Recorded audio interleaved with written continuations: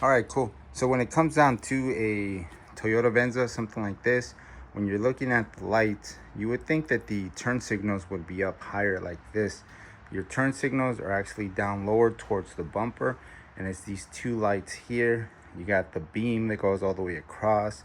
You got these other ones here, and then you have a light bar up high. So it's gonna be the left-hand side when you're looking forward on it. You got your left and you got your right. So if they tell you your left hand side, as you're looking at the driver's side. If you're looking at the right side, passenger side. The actual part number that I'm looking at is 81541-48011. All right, so this is the tail light, and I'm gonna get ready to install this guy. And it should fit like so. Okay, so let's see how much of the bumper I have to take off in order for me to get to this tail light. So for the lower portion of the bumper, there's only 4 clips you have to remove. Once you remove those, the bottom portion of the bumper is loose. This one happens to be a little bit bigger than these little guys. So the bigger ones are gonna go here. Bring this tab out.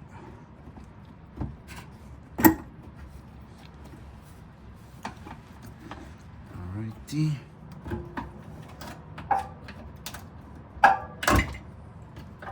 So once I remove this 4th clip that is holding the bottom portion of the bumper, you can see that once I pop it out, the bumper portion of it is loose. There's nothing being held on at the bottom, and that's good.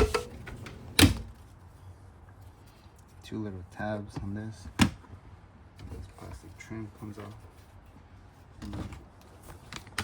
So all I pull is from the top, and then wiggle from the bottom. Comes out and it exposes these 2 10 mils. So I'm gonna take this off.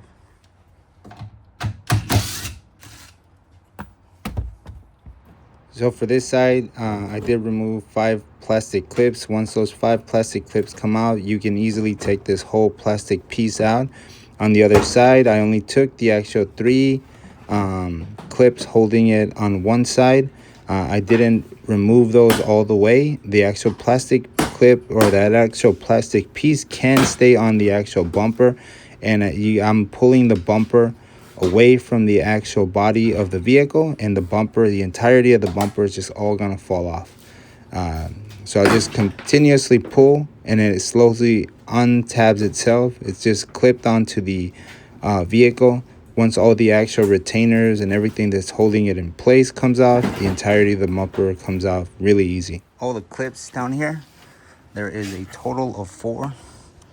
So these clips go from here to these metal brackets right here on the bottom. So it's going to be 4 of them, and remove 1, 2, 3, and 4.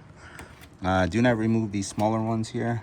They're attached to this, and it's an additional wire harness and setup that I am going to take a look at. So this 100% does not come off. These 4 clips do, and you'll be able to see they got bigger ones and smaller ones. So first thing, the bottom, all 4 of these clips are gonna come off. On the side here, they have this orange tab here. That is where this little screw is gonna come off, and you're gonna remove that. For the top, you do have this 10 millimeter that's gonna come off from here, and I took both of them off just because I think there was attached to it. I thought this would come out together, but you would take out the 10 mils. This cover here has to come off in order for you to see these 10 mils, and that has to come off. On the other side, you have this plastic bracket right here. All 3 of these are gonna come off. These hold this in place.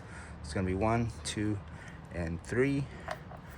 And these guys, 1, 2, and 3 towards the bottom, attached to this plastic piece and to this is this bigger one. So you're gonna have a bigger one here. So you got a bigger one just like that, and 3 small ones. Very last, attaching this guy together. This looks like trash, but it is a tiny little clip. So all 4 of these clips, I would hold this bumper together. Once you get into this, you can just pull on this and it'll pop all these guys out, which is basically just pressed on. I'll clean this off. It's pressed on by these tabs. It's pretty easy and normal to just pull this all apart. 10mm Phillips. Up here, it's nothing but tabs. And yeah. So, fender bender did damage the backside of my car. And I am gonna remove and fix and put all this back together. Now that the bumper is separated, I can remove the actual connections attached to the tail light housing. The housing itself is held on by 3 Phillips screwdrivers, but since they are broken and this assembly is damaged, I was able to actually pull it apart without actually taking off the Phillips screwdrivers. Now that the connections are off, this is a portion of the housing that I do have to separate. I do take all the connections off. Anything that you have to unplug, just be very meticulous how you separate it and how everything starts coming back together. There is a small wire harness. The small wire harness is attached to a couple other different sensors and components. I'm lucky that none of the other sensors and components were damaged. After cleaning out this section, I was able to install the new one. Upon further investigation and actually checking it out, the lower portion of the bumper has to get replaced because a few of these Phillips don't have an actual housing or don't attach to anything. So once I put it in, I'm going to attach a couple zip ties here and there and attach all the Phillips that I can, but they are supposed to be 3 and they're supposed to go through the tail light housing into the rear portion of the bumper. Later on, I will probably get a new bumper. This is an additional piece of the taillight housing that is completely just broken. It was just kind of floating. So just like that, we're ready to put all the connections back into the taillight housing. Once all the connections are put back together, everything should be good to go back on and the bumper to get installed. So just make sure that you do a one-over on all the components. Make sure that everything's clipped back together and everything's pressed back on. And that's it. Just test it out and see if everything's working. My 4 ways are both working. Then I'm going to go to the right turn signal, left turn signal, and the very last thing I want to check is I want to put it in reverse. And once the vehicle goes in reverse, then you can see the actual reverse lights come on, and that's it. It's good to go.